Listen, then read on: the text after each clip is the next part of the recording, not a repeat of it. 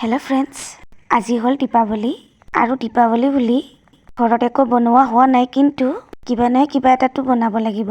এইবুলি মায়ে মোক ময়দা অকণমান মাৰি দিব দিলে। তাত দিলোঁ আকৌ নিমখ, কালজিৰা, ৰিফাইন আৰু অকণমান আজৱাইন। ভাবিছোঁ দুখনমান নিমকিকে বনাম।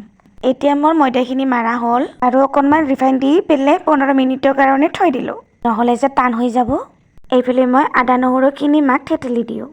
আজি আকৌ গ্ৰাইণ্ডাৰ ব্যৱহাৰ কৰা নাই। মায়ে বনাব আজি লোকেল চিকেন। আজি বতৰটোও বৰ বেছি ভাল নহয়, চাওকচোন ফ্ৰেণ্ডছ। চাগে ৰাতিলৈকে বৰষুণ দিব।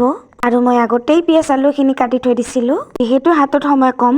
এতিয়া মায়ে দিলে গৰম কেৰাহীত তেল, জিৰাৰ গুটি আৰু তেজপাত, আৰু দিলে লং, ইলাচি, ডালচেনি আৰু পিঁয়াজ। অকণমান লৰাই দিয়াৰ পিছত হালধি, কাশ্মীৰী লাল মিৰ্চ, নিমখ আৰু আদা নহৰু পেষ্ট আৰু ঘৰতে বনোৱা মছলা পাউডাৰ অকণমান লৰাই দিয়াৰ পিছত দিলে মাংসখিনি। আলু দিনত অকণমান যদি মাংস নাখাওঁ কেনেকুৱা লাগিব। অকণমান সিজোৱাৰ পিছত মায়ে দিলে আলু। মাংসত আলু নিদিলেচোন খাইয়ে ভাল নালাগে। আজি সম্পূৰ্ণ ঘৰুৱা পদ্ধতিতে মাংস বনাব বোলে মায়ে, আৰু বেছি মছলা পাতিও নাই দিয়া। এতিয়া মাংসখিনি সিজিবলৈ মায়ে ঢাকনখন দি দিলে। এইফালে মায়ে বোলে ডাঙৰ কেইখনমান নিমকিও বনাব আৰু আনফালে মাংসও বনাই আছে। দিয়া আকৌ আকাশ বন্তিও জ্বলাব লাগিব। এইফালে বেলি উঠিছে মূৰৰ ওপৰত। আনফালে মাংসৰ গন্ধ শুনি মোৰ আকৌ পেটত নিগুনি দৌৰিছে। এইফালে নিমকি বনোৱাত ব্যস্ত। কিবা এটা ফেষ্টিভেল আহিলে ঘৰত কিবা এটা বনাই নাখালে ভাল নালাগে নহয় জানো। আৰু আমাৰ ঘৰত বিস্কুট তেনেকে নচলে, আৰু মা আৰু মই বিস্কুট তেনেকে খাব ভাল নাপাওঁ। সেইকাৰণে ঘৰত কিবা নহয় কিবা এটা মায়ে বনায়ে থাকে।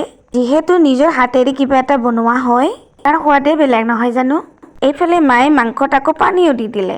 আজি বোলে মাংসৰ জোলহে খাব। কেতিয়াবা কেতিয়াবা জোল খাবলৈও মন যায় নহয় জানো। ইমাননো গ্ৰেভি খাই থাকিম। এই নিমকিখন বনোৱাতে অকণমান সময় লাগে। আৰু মায়ে আজি প্ৰথম এইখন নিমকি বনাইছে, আগত কিন্তু কেতিয়াও বনোৱা নাছিল। মাজে মাজে মই কাটা নিমকিটো বনাওঁ, আজিও বনাম বাৰু।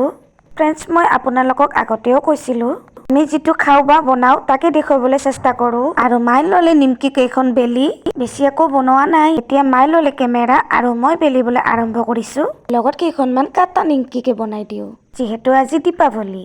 আৰু আজিৰে পৰা আমাৰ সুদূৰ বৰনগৰ সৰবগত বহুত ডাঙৰকৈ কালী পূজা পাতে। আমি আকৌ যাম দুদিনমান পূজা চাবলৈ। গ'লে ভিডিঅ' দেখাম বাৰু আপোনালোকক। যিহেতু নৱেম্বৰৰ 10 তাৰিখলৈকে থাকিব পূজা। আই পূজা বুলি শুনিলে গাখন কিবা চিৰিংকৈ উঠে। আৰু হৈ গ'ল মোৰ নিমকি বেলা কাটা। এতিয়া মায়ে দিলে কেৰাহীত ৰিফাইন আৰু এখন দুখনকৈ নিমকি ভাজিবলৈ আৰম্ভ দিলে। ফ্ৰেণ্ডছ, আপোনালোকে এনেকে ঘৰত বনাই খাবচোন। সন্ধিয়া ভাবিছিলোঁ দুই এটা বম ফুটাম, পিছতচোন কিবা ভয় লাগে। মই আগতেও কেতিয়াও ফুটাই পোৱা নাই। সৰুতে যেতিয়া মই বমৰ শব্দ শুনিছিলোঁ, মই দৌৰি মাৰ ওচৰত আহিছিলোঁ। ইফালে মায়ে নিমকি ভাজিয়ে আছে। অকণমান সময় লাগে বাৰু। যিকোনো বস্তুতে ধৈৰ্য লাগে নহয় জানো। ধৈৰ্য থাকিলেহে বোলে ৰত্ন পায় নহয় জানো, কথাতেই কয়। ফ্ৰেণ্ডছ, কথাই কথাই গোটেইখিনি ভজা আমাৰ হৈ গ'ল, আৰু এইফালে মাংসও হৈ গ'ল। এতিয়া সন্ধিয়াৰ পৰত ঘৰৰ থাপনাত চাকি গছ দিলোঁ আৰু ধূপ ধূনাও জ্বলালোঁ আৰু চোতালত চাকি গছো দিলোঁ। এইফালে মায়ে আকাশ বন্তিৰ কাৰণে চাকি কেইগছো ৰেডি কৰি আছে। এইটো আজি পোহৰৰ উৎসৱ দীপাৱলী, আৰু আজিৰ দিনটোতে প্ৰভু শ্ৰী ৰামচন্দ্ৰ সীতা আৰু ভায়েক লক্ষ্মণৰ লগত আজিৰ দিনটোতে অযোধ্যাত নিজৰ ঘৰত উভতিছিলে।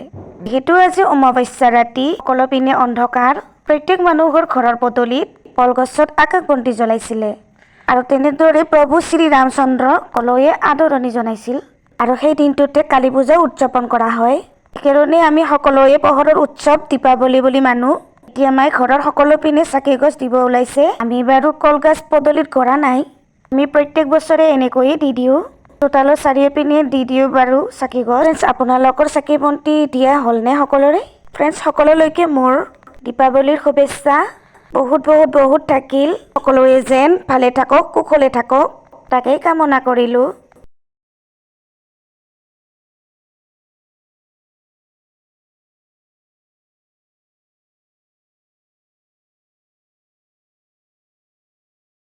হৈ গ'ল আমাৰ চাকি বন্তি দিয়া।